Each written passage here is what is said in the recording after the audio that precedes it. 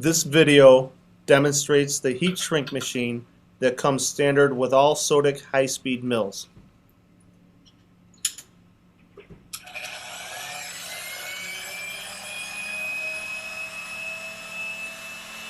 Here we have a 4mm tool holder that, when heated, will expand, thus allowing the tool shank to be inserted.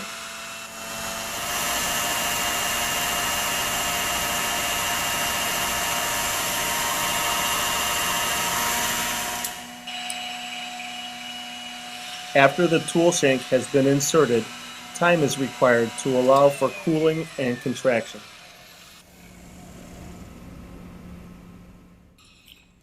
The tool holder is now ready to be loaded into the tool magazine.